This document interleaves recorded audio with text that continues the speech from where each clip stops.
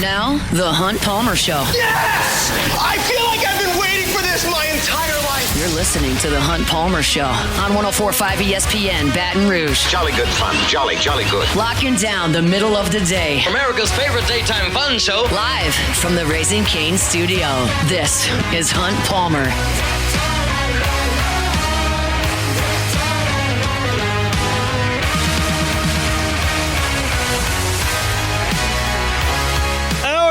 Monday edition of the Hunt Palmer Show, 104.5 ESPN Baton Rouge. Denton Day will be along in 30 minutes. We'll talk all things college football with Denton.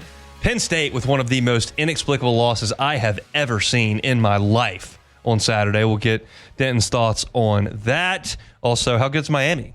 Curious what Denton has to say about that as well. I want to say something before I get into my SEC picks against the spread, and we'll talk some SEC football. This is going to sound whiny. I am aware. I don't want to do that. This would have no place on a Friday show. It really wouldn't even have a place on a Monday show if LSU had played over the weekend. But I'll be frank. I'm watching some college football on Saturday. I was cranky because the Cubs got beat. And I am very uncomfortable with the direction of the Southeastern Conference right now. I've got an Alabama team that goes to Athens and wins. They kind of toys with Vanderbilt in the second half. They look pretty good. They look like a threat. Ty Simpson looks good. I've got Texas A&M playing dominant football in the second half. They're undefeated. They got a lot of confidence. They feel good about themselves. There aren't a lot of people that feel great about what LSU's doing offensively. Ole Miss feels like they're a threat to make the playoff for sure. This is a nightmare. This is a terrible situation. I don't like the way this is trending at all. Not good. Let's just talk about, my picks against the spread. I, on Thursday, gave you my picks, and I gave you my analysis, gave you a pick, and then took the opposite because I've been so atrocious all year. And what actually happened was I had a winning week doing that. Now, it was only 3-2. But here's the deal, Hunt. You should have been 5-0 because Kentucky lost by half a point. Yes, I had the good Wildcats who should have fired their coach, and they didn't. Yes, and Vanderbilt were going to cover until Alabama decided they need to score another touchdown with 17 seconds left just to make the game look a little bit more prettier for them. Yeah. And prove a point. Yes. So you really should have been 5-0. I was not 5-0. You should have been. I did get a cover by the Kent State Golden Flashes. You did. Plus 45.5. The worst team in the FBS. Rocking chair. Covered. Amazing. And then the Aggies won by 14.5. And let's talk about that. Pull up their schedule, Beck. I challenge you, and you will fail. You will fail this challenge. I challenge you to keep them out of the playoff. You can't do it. Yeah, I don't think so.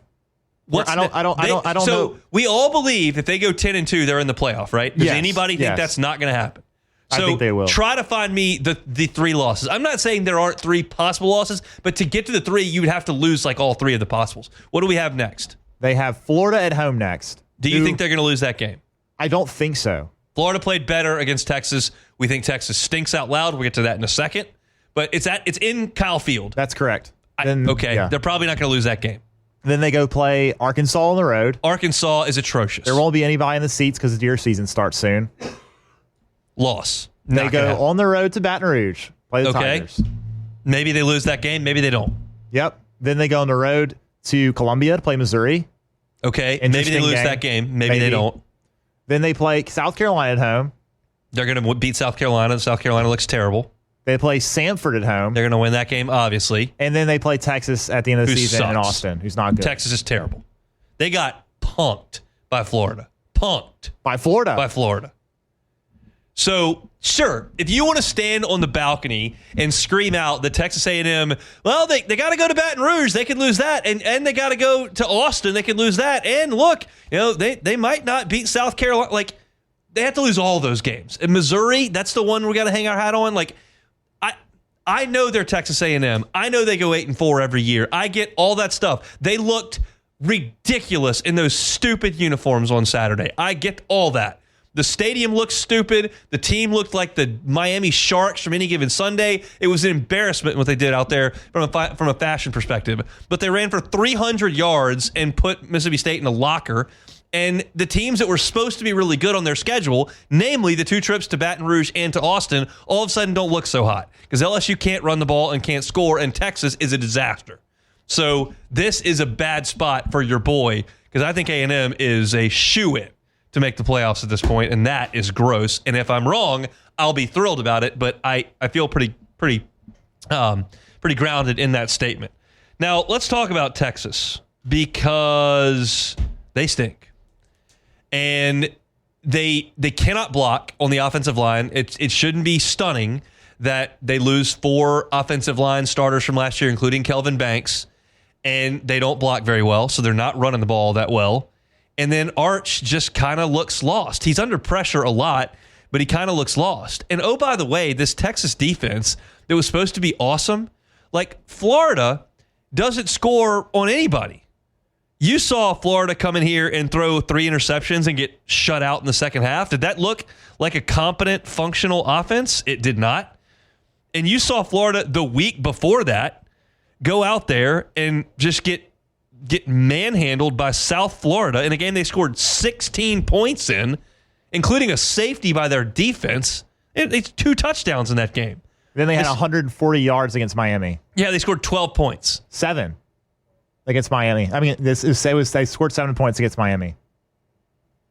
Oh, I'm sorry, 7 against Miami. Yeah. About the Miami game I was talking about was South Florida. Oh, yeah. But I mean, just we're completely dysfunctional, and all of a sudden they come out there and just roll out of bed and roll up 29 points, 457 yards. I mean, that's supposed to be Texas' good side of the ball. This is not like we lost our focus. Like they hadn't played an important game in a month. They hadn't played an important game since the Ohio State game.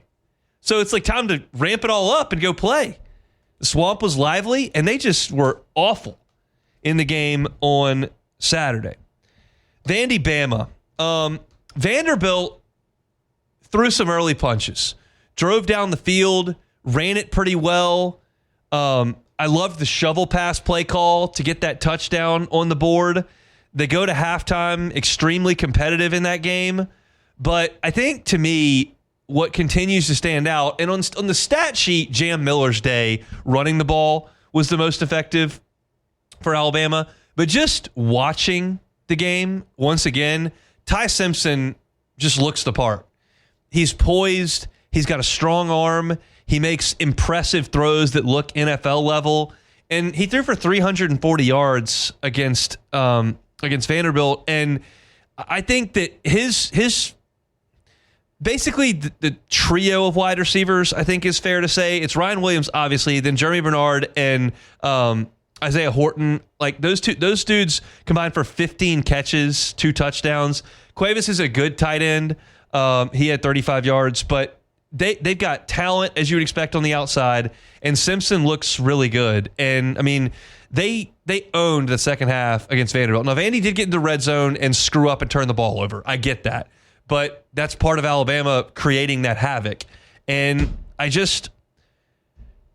don't feel like a 30-14 win over Vanderbilt in Bryant-Denny validates Alabama. I do feel like when you add that to the win at Athens and you add that to the win against Wisconsin, and you put it all together and you give it the eye test and the win-loss test, like that looks like a team that's really good to me. I don't have another way to slice that. Yeah, and for Vanderbilt, they turned the ball over twice and inside the 20. Yes, red zone turnovers bad. You cannot do that against a team like Alabama that is just far more talented than you. The first time they did it, they were up 7-0 there, and then Pavia fumbles it at the 15, and then Alabama gets the ball back and scores a touchdown. Then you get a chance to go 14-0. Then you switch that over and you're tied 7-7, and then the interception in the fourth quarter, you're down 6 points there, and that was just a good play by Keon Saab there for Alabama. But you're at the 17 there. You have a chance to get another touchdown and go take the lead. The thing about Pavia is when he plays, it never looks like Simpson.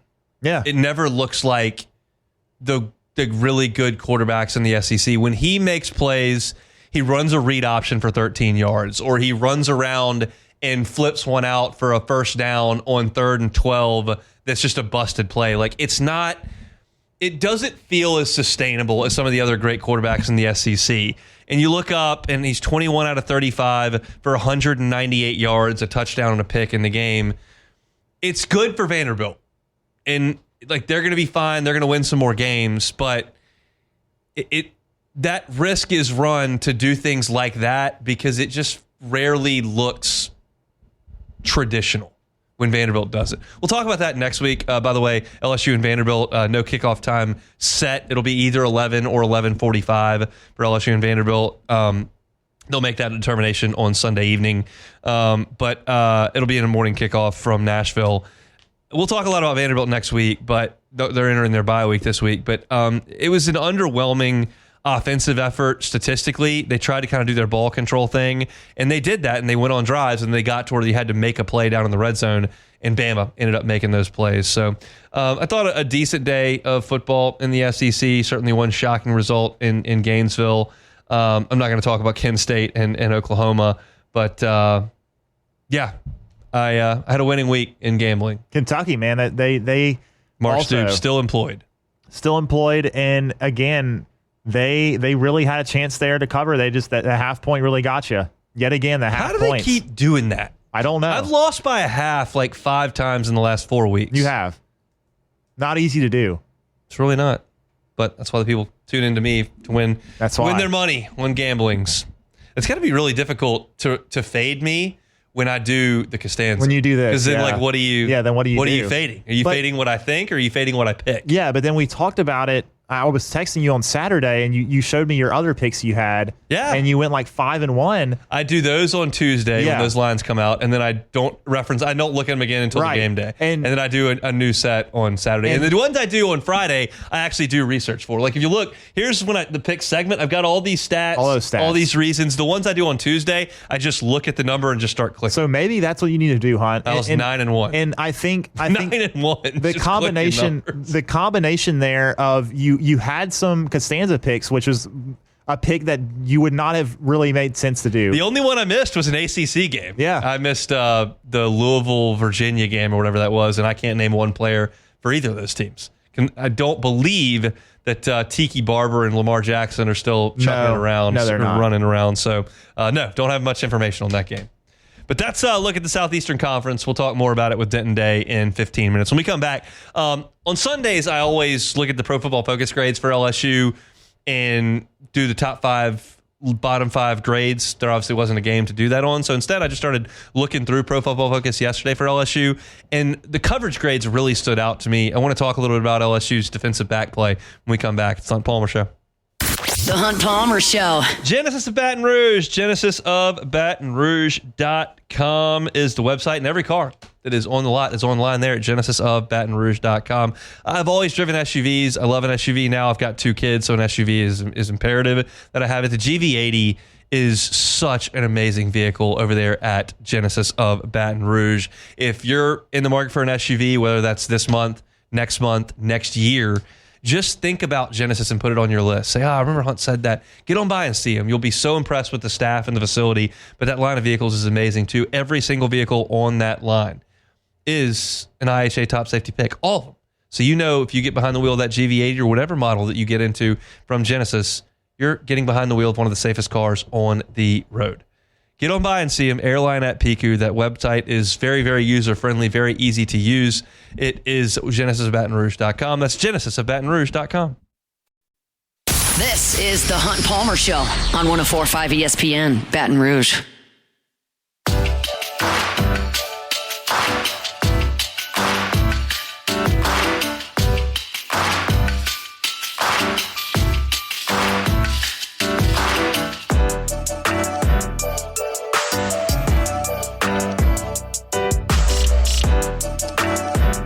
LSU and South Carolina from Tiger Stadium on Saturday night, 6:55, the official kickoff time.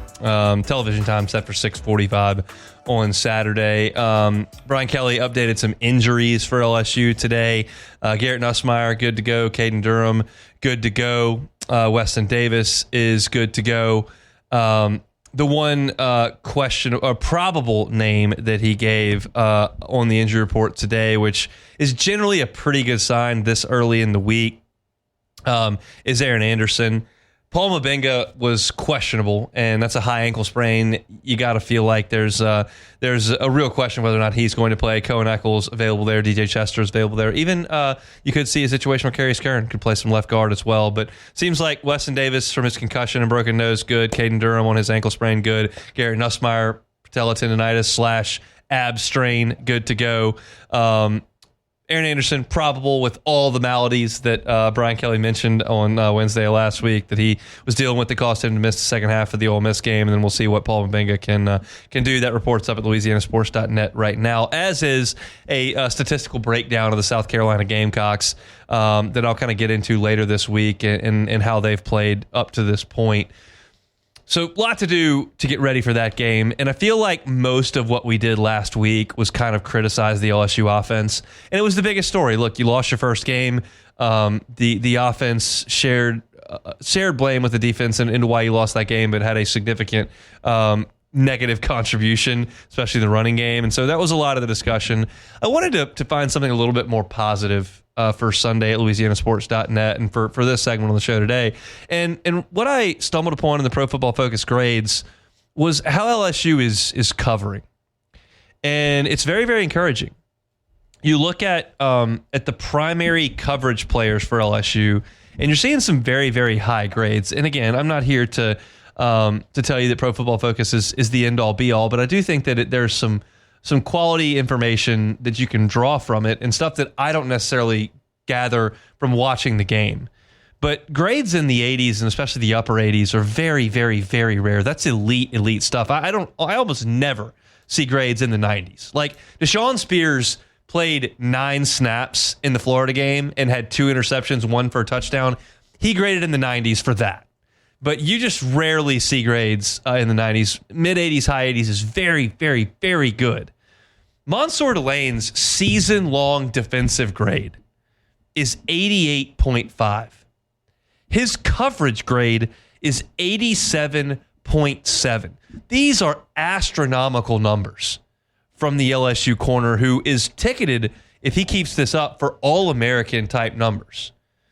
He's been targeted 20 times this year and only allowed 6 completions for 77 yards. That's 6 out of 20 is incredible stuff. And something that I really took note of was in watching the LSU Ole Miss game last weekend, the broadcast team who talks to the coaching staff during the week mentioned that Ole Miss's coaching staff had told them, yeah, we think Delane's one of the best corner guys in the country. We're going to go elsewhere. And you saw them go at P.J. Woodland, who had an interception. You saw them go at D.J. Pickett. You saw them go at West Weeks. You saw them go at Tamarcus Cooley. They stayed away from Mansour Delane, and for good reason. He has been sensational in terms of his grades. A.J. Halsey is an 82.5 for his defense on the season, but that coverage grade, 83.4 for A.J. Halsey. He's given up some catches, 12 of them in 16 attempts, but only for 109 yards. So that tells me under 10 yards a catch for a safety who's not going to be in press coverage very much. That's a lot of catch and tackles, right? A lot of 6, 7, 8 yard tackles. And that's kind of what you're looking for from a safety. Yeah, I'd like him to break it up, but be there, be in position, make a play on the ball, and get the guy on the ground. If he does catch it, Halsey has certainly done that.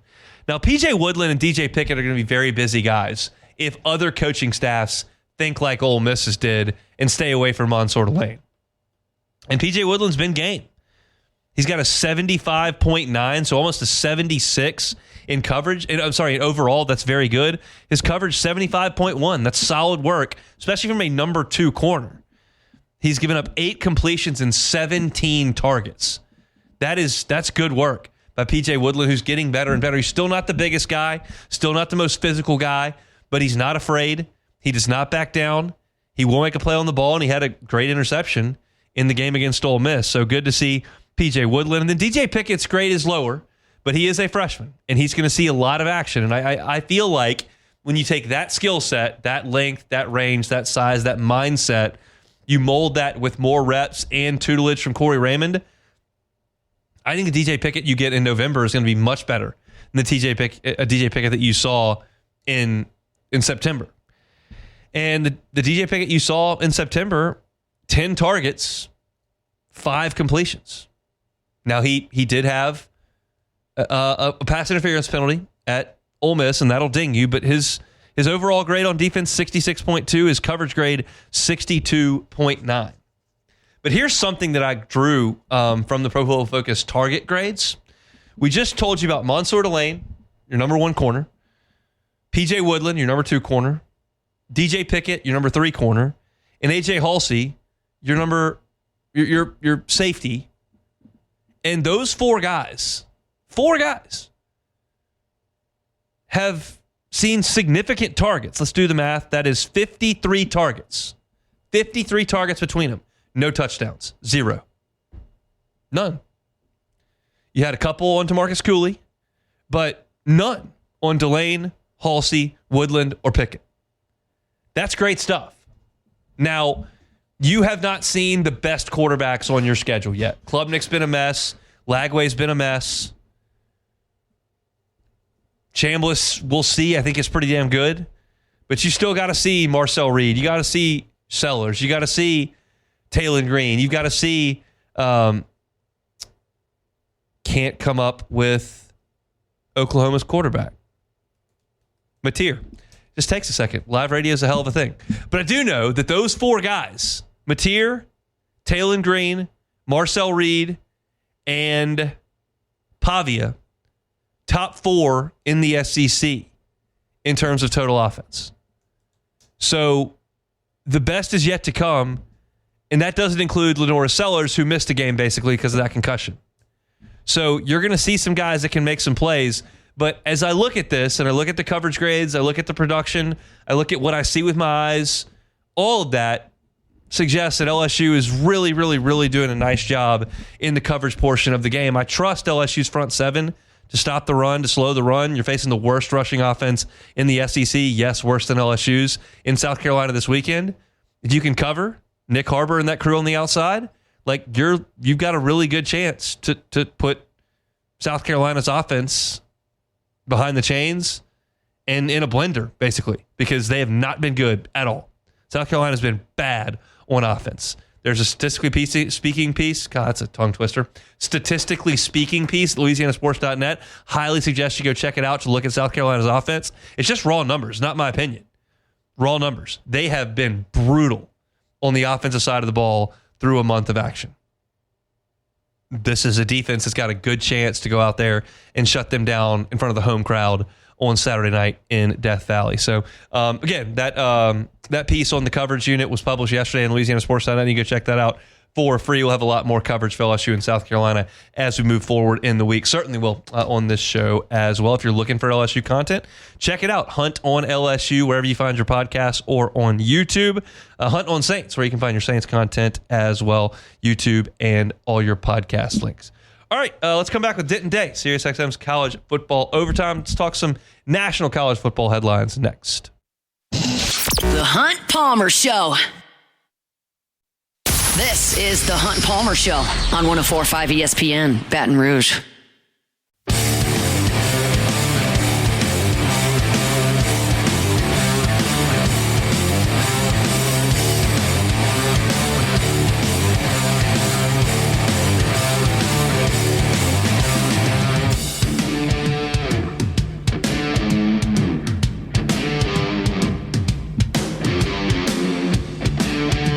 Let's talk some national college football storylines. Denton Day, SiriusXM's College Football Overtime, with us every single Monday. Denton, how we doing?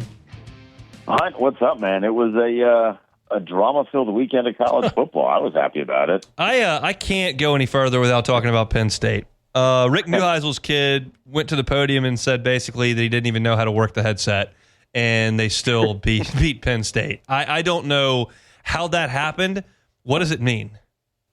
It's the worst loss in college football this year, and there will not be a one that is worse than that. I mean, that team lost to New Mexico by 4 scores, and they beat Penn State. Like, I don't understand how that is happening. You know, when I was watching it, and UCLA got ahead of them with like a surprise onside kick, and then like it was 17-7 or whatever it was I was like, all right, this is like a fun story. And then Penn State's just going to kick it into gear and they're going to come back and they're going to win this thing. And then it was the third quarter. And then it was the fourth quarter. I'm like, oh my God, they're really going to lose this game.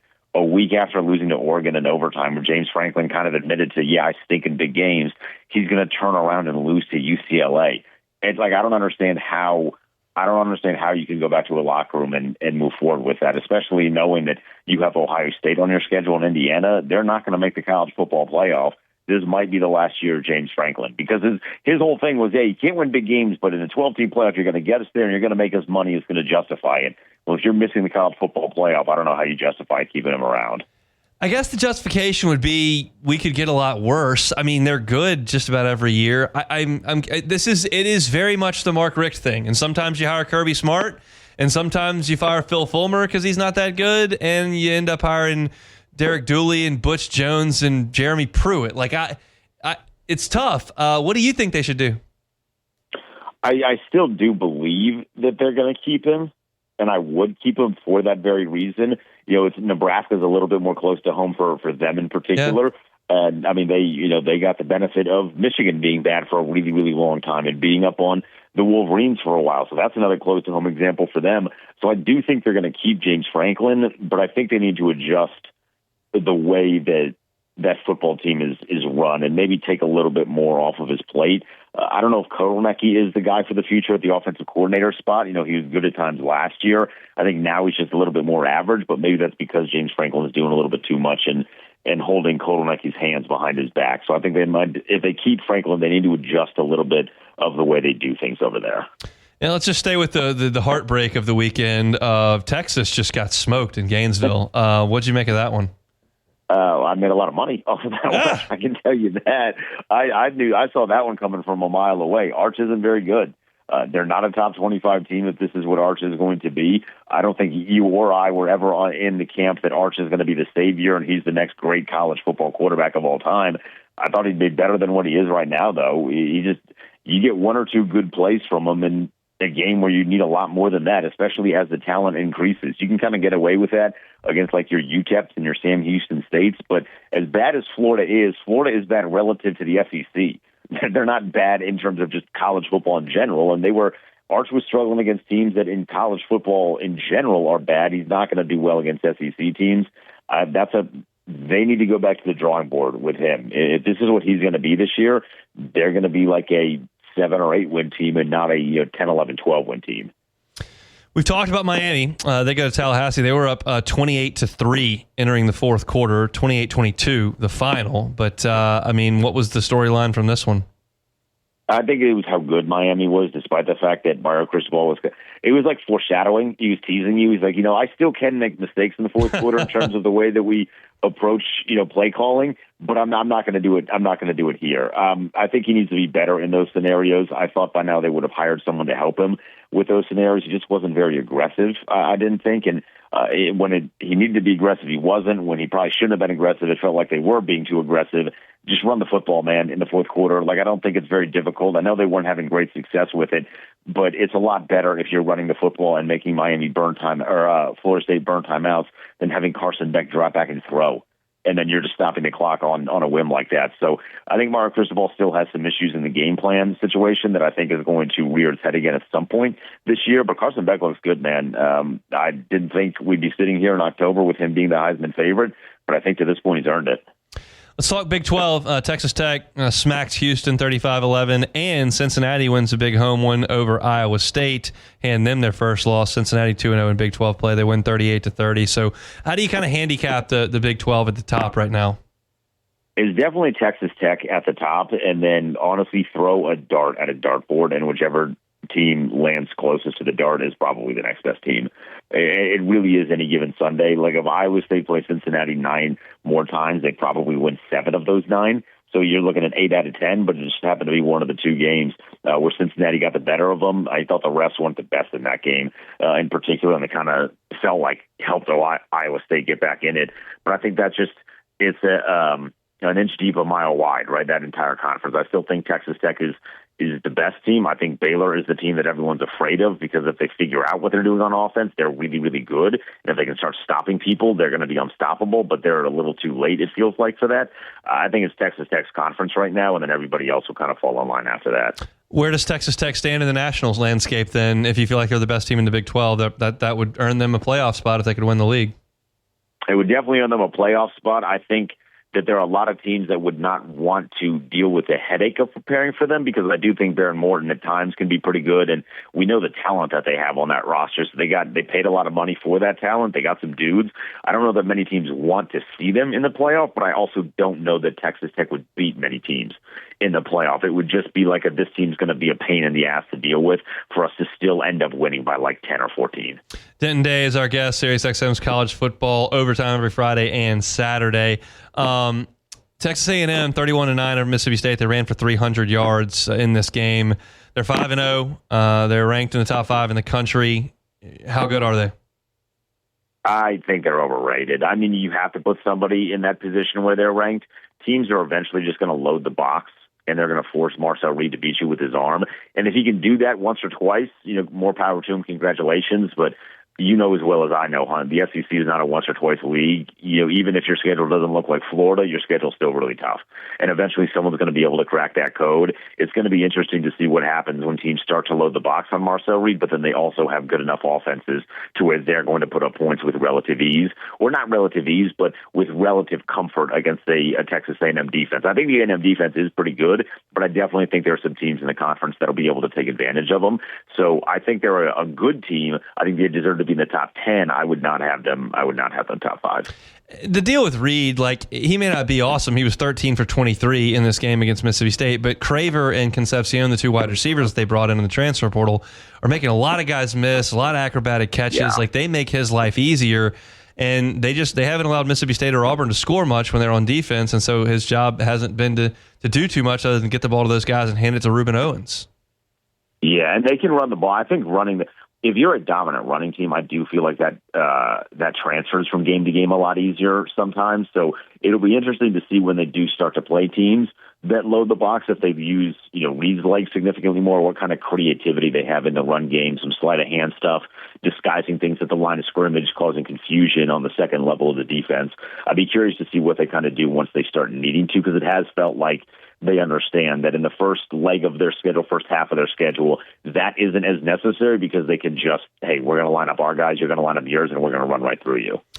Big weekend in the Big Ten coming up this weekend. Ohio State's headed to Champaign. Of course, Illinois in their first big test just got annihilated. Do you think they get annihilated again with Ohio State coming in? Yeah, I do, especially because Julian Sands kind of figuring it out a little bit. And look, man, if you couldn't stop the wide receivers that Indiana had, and Indiana's a good team, but those Ohio State wide receivers are a lot better than anyone on Indiana. Yeah. Carnell Tate is fantastic. Jeremiah Smith is right now 3rd in Heisman odds at some sports books across the country.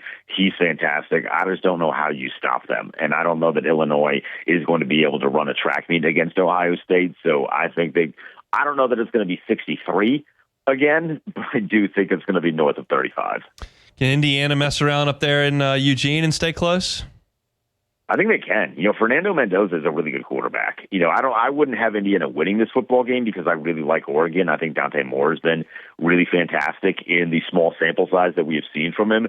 But I do think Indiana is good enough to at least stick with Oregon and keep it close because the quarterback is as good as they are. This is a really great example of having one good year like Indiana had in 2024 and then taking that momentum and utilizing it properly to now look like you're kind of building a sustained program. I didn't think that would ever be said again about Indiana, but that's kind of where we're at here with Kurt Cignetti. Tight point spread. Missouri will host Alabama coming up in Columbia. 2.5 is the number Alabama favored in that one. Do you see it that way? Yeah, I think Bama's going to go in there. When I get the short point spread, just because of the nature of where Bama is in the schedule right now. But I think Ty Simpson's looked really, really good. I don't know that they're going to be in a position where they're constantly blowing teams out of the water the way that maybe we've seen Alabama do in the past, like specifically with that Mac Jones year where you just could not stop them offensively. That's not what they are now. But I do think Ty Simpson looks really poised, and he's much more comfortable as the season has progressed. He looks really, really good. I Missouri certainly has their work cut out for them in terms of stopping Ty Simpson, but it'll be a great test for Bo Prevula because I think we've talked about this. He looked really good in the first couple of weeks, way better than I thought he would. It almost looks like Penn State kept the wrong guy. Am I right? But I think he has a really good shot of having a good performance. Last one on the home front here. LSU off the bye week, welcoming in South Carolina and Lenora Sellers. Big number on this game, 9.5. Tigers are favored. I think LSU wins with ease. It's not an offense that I would suggest is going to beat many teams with ease. I do think LSU is going to win. I would like to see a little bit more from the offense. I'm hoping they utilize the bye week to sharpen some things up a little bit, get the execution down. South Carolina they were so much fun at the beginning of the season when games hadn't been played yet because we want new blood, it feels like, in the college football playoff. This is just kind of what they are, though. Lenore Sellers is a really good quarterback. I think the game itself could be fun for the first couple of quarters, but I anticipate that LSU is going to win and win by at least a score. I don't know about 9.5, but at least a score. Good win for Jaden and the boys out west yesterday. What'd you think? Oh, God, he's back. The best quarterback in the NFC is healthy again. He just looks so comfortable. He really didn't in the first two games, but once he slipped on that second drive and then swapped his cleats out, he was wearing the pink, swapped the pink out for the normal cleats, and he was fine after that. And they weren't exactly operating with a lot of great talent. Devo had, I think, 8 catches, and the next closest in terms of Commanders was 2. And that's the second week in a row that it's been like that. So the talent is lacking with Terry hurt, but Jade is Jade, man. You could line anyone up with him, and he's going to find a way to win. Like to hear that. He's Denton Day, SiriusXM's College Football Overtime. He's with us on Mondays. Have a great week, man. Fun, I appreciate it. All right, we'll come back and wrap things up here on this Monday. It's the Hunt Palmer Show. The Hunt Palmer Show. One Bath and Closets. OneBathAndClosets.com is the website. David Vaughn and his team, 30 years redesigning and remodeling bathrooms and closets. Big skin renovations. They can do it. Small things. Tub to shower conversion. They can do it. No matter what you're looking to get accomplished in your bathroom with your closet, David Vaughn and his team have experienced 3 decades worth of doing it. So if you're looking to do a tub to shower conversion, you've got a bathtub, either doesn't work or it hasn't been useful. You don't have 2 little ones like me that you're bathing at 6:30 every night. You don't ever take a bath. You'd rather just have a shower. Well, you can do that. Take that tub out, put the shower in. I talked to David about this last time we spoke and said, yeah, look, this is something that we can generally do in 3 to 5 days. Depends on the scope and of the work and whatnot. And you understand that every project's not the same, but most tub to shower conversions, 3 to 5 days. You're looking for financing options. They've got that 0% up to 18 months as well. Get rid of that tub you never use and put in that gorgeous glass walk-in shower. It's One Bath and Closets. You can find everything online, including pictures of their great work, free consultation right there at onebathandclosets.com. This is the Hunt Palmer Show on 104.5 ESPN, Baton Rouge.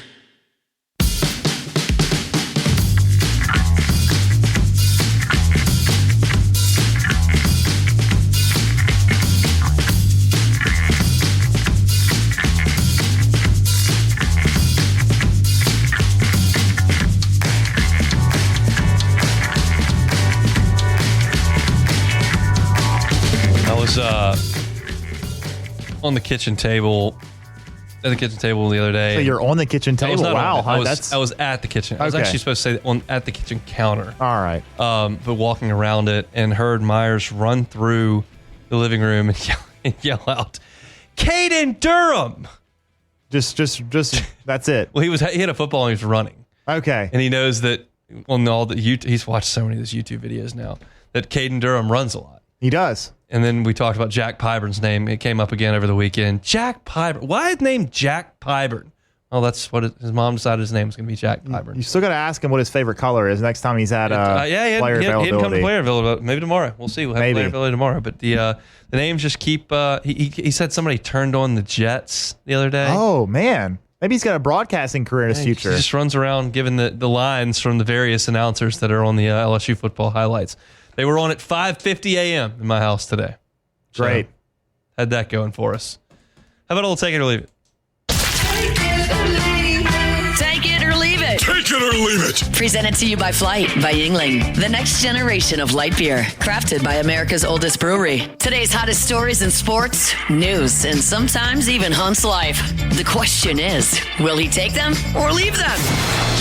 I had a great Saturday afternoon lined up to drink some Flight by Yuenglings during the Cubs game, and it got out of hand so fast, so early in the afternoon that I didn't even have a beer during the Cubs game because it was a disaster. But I should have, because it probably would have made things a little bit more palatable. If you're looking for a cold beer to drink, still really warm out there. If you're looking for a light beer, Flight by Yuengling is your friend. 2.6 carbs, 95 calories, all the delicious flavor you're looking for from a beer, and all the great things about a light beverage in terms of your calories and your carbs. Flight by Yuengling, next generation of light beer. All right, first one. LeBron James posted a tweet a few hours ago saying, Playing quote, golf? "The decision of all decisions, October 7th, 12 p.m. Eastern Standard Time, hashtag the second decision. Take it or leave it." I'm going to leave it. Just leave it alone. I don't really care. Okay. What if he's saying he's retiring from in the NBA? That's great. I couldn't have told you he played last year because the Lakers are pretty irrelevant at this point, and he's like, well, I mean, he's still good, but like, he's not able to take a mediocre roster to the finals by himself. So he's just another great player. I am very regretful that I did not go to New Orleans and watch him play in his prime. Yep. That was a mistake on my part. It was very accessible to me. The arena is right there, and I just didn't go. I'm glad I saw Steph Curry and Kevin Durant and Klay Thompson play with the Warriors there. Should have gone to see LeBron, didn't do it. But if he retired tomorrow, I wouldn't be super emotional about it. I just think he's one of the 2 or 3 best players ever. Some people are actually saying this could be a ad for Prime Day because apparently he did some ads for I think Amazon that's last very, year. very possible. That would be pretty funny and just a very good indication of where we're at in the world right now, where making a tweet like this will drum Marketing, up all this baby. interest. All right, next one. Talked about Texas and Penn State a little bit earlier with Denton and at 2 o'clock, but they both got their second loss of the season. 2 bad teams with that. The Longhorns and Nittany Lions are out of the playoff race. Take it or leave it. Leave it. They're very much in the playoff race. They will not make the playoff. They will lose moving forward, but they're not out of it because they only have 2 losses. You think even Penn State with 2 losses? Penn State, yes, I believe any Big Ten team that goes 10-2 would make it. Okay. I mean, I don't think Indiana did anything last year. They were 11-1 and they got in on nothing. So I think 10-2 on nothing gets in too. Until I see a team with more losses and more better wins jump a team with less losses and less good wins, I won't believe it's going to happen. I think the committee ultimately defaults to how many games you lost. And so for that, I think that those 2 teams are still alive for today, but it won't be for long. All right, last one. The Cubs get it done tonight. Take it or leave it. I will take it. I was wondering where you were going to go with that because you could have went the route of saying leave it and you wanted to be wrong. What the Brewers did on Saturday is you don't see that in JV baseball. No, they hit not really. like 9 line drives in a row. That doesn't happen. They didn't really do it the rest of the game, which was nice to see. And he showed up. But the big thing the Cubs have to do is stop trying. You can't win every playoff game 3-2. You have to at some point score 7 runs. You can't try to lean on your pitching staff to hold everybody to 2 to win. And they're striking out too much. They're not scoring enough. I realize the Padres bullpen's awesome. I realize that Peralta's very good on Saturday. They got to go get 7 runs tonight. They have to. Yeah, they do. The good thing, the Brewers don't hit that many home runs. Shota's biggest problem has been giving up home runs. Scoundrel Yelich. He's going to do something. We gotta have one of my arch nemesis. I compiled a list of my top 5 baseball nemesis. Number 1, Yadier Molina. Number 1, Yadier Molina, no doubt. Number 2, maybe Wainwright. Number 2 was Ryan Braun. Yeah. Number 3 Cheater. was Yelich. Number 4 was Steve Bartman. Oh, well. Number 5, Pujols. Yeah, that's fair. No Pirates, of course. Why? No Pirates, Why would no there Reds. be any? I don't have any Pirates or Reds. But those guys, Ryan Braun, cheater. Get out. Get him out of here. Yelich, just too good. 1 too for good 4. He was 1 for 4 yesterday. Saturday. 1 for 4. Not that good. Well, everybody else in their team had 100 hits. I need That's Jackson true. Sherrier to miss the rest of the series. Not sorry. Don't care. He's not playing today. Good. Love to hear that. Cubs are at 8:08 tonight. It's going to be a long night in the That Palmer is House. But very I got to late. wake Myers up to give him his medicine at midnight anyway, so we'll just make that happen at the end of the game. Hopefully I'm in a good mood when that happens. I'll be in a good mood tomorrow, hopefully, when we start the show. For our Tuesday edition, we'll start looking at LSU in South Carolina. Matt's about to drive you home on AFR. Hope your work week's off to a good start. We'll see you tomorrow. Have a safe and happy Monday evening. It's the Hunt Palmer Show. The Hunt Palmer Show.